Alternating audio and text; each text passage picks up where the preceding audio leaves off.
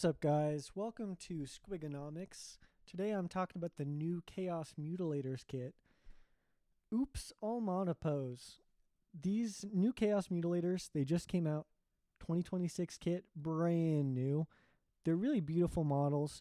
You really got to appreciate just how detailed these models are without being too detailed. Because I don't know about you guys, but I find myself getting really frustrated when I'm painting and I've got to deal with all these little backpacks and holsters and just belts and gunk and crap all over the model. But they're beautifully detailed. While there is a lot of wiring and flesh, something about the little backpacks and pockets and holsters just really irks me. So every time I get a model that doesn't have them, it kind of excites me. But anyways, these are the brand new Mutilators. If you're anything like me, you're looking at them and you're thinking that is a pretty cool kit. And I do agree, especially compared to the old Mutilators, which are pictured here. Now, if you had to take a guess, when did these come out? What year do you think? If you're anything like me, you're probably thinking 2005, 2006. The original Obliterators that are made in the same style as these guys came out in 2002, I believe. So, drum roll, please. 2012. I know that 2012 is pretty old now, but just for comparison, 2012 was the same year that the Forge Fiend came out. I don't know if you guys can see a difference in style between these two models, but the Forge Fiend is a beloved model even to this day in 2026. 14 years later, still stands the test of time. It's a beautiful kit. These Mutilators, they're made of Citadel fine cast. I know because I have them. They're terrible. I'd originally bought them just for to be like Obliterator proxies because I thought, oh, this will be fun. No, they're terrible to assemble. They're terrible to paint. You do not want these models, guys. But you might still want a Forge Fiend. So looking back at the Obliterators, these came out in 2019, so 7 years ago, and also 7 years after the last Mutilators kit. So these guys are completely monopose. They come in this warp forged 3-pack kit for anyone who's not familiar. This warp forged 3-pack kit thing comes with the Venom Crawler as well, which my understanding is a little bit of a less popular model, but these Obliterators, they're really popular models. They're really good looking. They really capture this modern flesh metal aesthetic that Chaos Space Marines has in modern times really well. Just really good looking models all around. Now, you're probably looking at those new Mutilators and thinking, it's the same thing. Looks just like the Obliterators. And based off of the promotional material, I'm thinking, yeah, these are probably really customizable. We'll probably get some extra heads, some, I don't know, maybe swappable arms, some pauldrons, maybe there's like 9 arms for the 6 guys or something. And looking at the promotional material, that was my initial impression.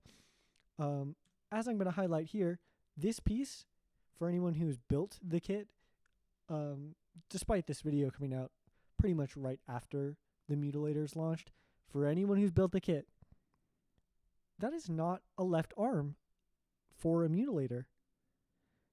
There are different like peg and hole sizes for the hands for the Mutilators. Games Workshop actually kit bashed this model for the promotional material.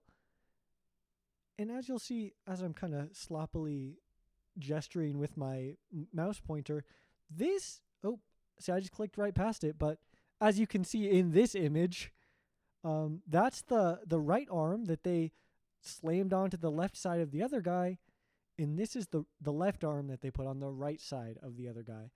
Those arms are not compatible with the kit without cutting up, modifying, sprue gooing, or green stuffing, at least in some way. So I find it really odd that Games Workshop would advertise this in the promotional material like that. But lo and behold, it is a multi-part kit, so we get 3 left hands, we get 3 right hands, and that's it. There's no other customizable parts in this kit. The tusks are not swappable. The heads are not swappable. The leg panels, the shoulder pauldrons, none of them. Each guy gets a left arm and a right arm. There's 3 of each. So you can have 3 squads of these without having duplicates, which is great. Technically, Games Workshop passed the test. They succeeded. Whatever. It's really frustrating to me that even if there's no hip joint posability or whatever, the fact that you can't even switch the heads on these guys is very frustrating to me. And no, I'm no stranger to kit bashing. I will hopefully show off one of these days on this channel some of the kit bashes that I've done, and you'll see I'm really no stranger to kit bashing. I'm open to trying things. The way that these heads are designed, though, no, there's absolutely no way that you're going to swap them between bodies. One of them is literally molded into the body. So it would take a ridiculous amount of green stuff, not even to add in a new head, but just to swap between the 3, which I find really frustrating because I just don't like when my models start looking the same after building only 4 or 5 or 6 of them. I like them all to be unique, not necessarily from other people's, but at least in my own army, I don't want a bunch of the exact same looking fellows. Now, this was a real kick in the teeth, especially because it came out the exact same day as the new Defiler.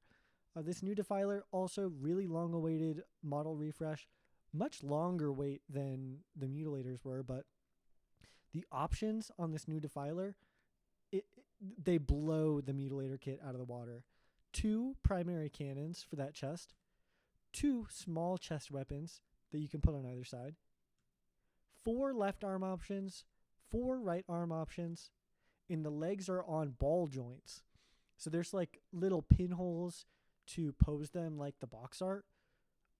But the instructions show you where to cut the pins off to create a fully ball joint posable Defiler. It's impressive to me in so many ways that they would do this. And for everything about it that impresses me with this new Defiler, I'm just more and more frustrated looking at those Mutilators. Especially because the Defiler has 3 back carapace armor pieces and 10 heads for 1 model. Whereas the Mutilators, they get 3 arms for 3 models. You don't get to customize heads at all. But the Defiler gets this. And for anyone who's thinking, oh, well, the Defiler, it costs money. This guy's complaining about kit bashing his Mutilators. And this is for the ball joint doubters. For anyone who thinks, oh, the ball joint thing, he's probably overselling it, blah, blah, blah. Look at this, man. 2 different models. They're the same model, essentially. A little bit of ball joint customization. Just some custom posing. Some of those weapon swaps. A top carapace swap. The shoulder pauldrons are swappable on this guy. I mean, you've got to be kidding me. This kit, the Defiler, coming out the same day as the Mutilators, huge kick in the teeth. Now, these new Mutilators, Monopose Maxing Warp Tainted Chuds. I love these guys, though. Despite the fact that they can essentially only be built one way without major kit bashing, I'll tell you, I still love them. I'm still gonna buy them. And honestly, I already bought 2 kits. I'm gonna paint them in different schemes, but they got me. Thanks, Games Workshop, Mutilators. Oh, I just undid my page. Well, we can enjoy the Fell For It Again award. Okay, well, thanks for watching my first video, guys. Go ahead and subscribe to the channel if you want to watch more videos like this, or maybe not so much like this. We'll see. I've got a lot of I'm working on coming up with like a model painting setup. So hopefully one of these days I can start recording some mini painting or something like that. But for now, I'm probably just gonna stick to videos kind of like this with like the little talking head character kind of thing going on.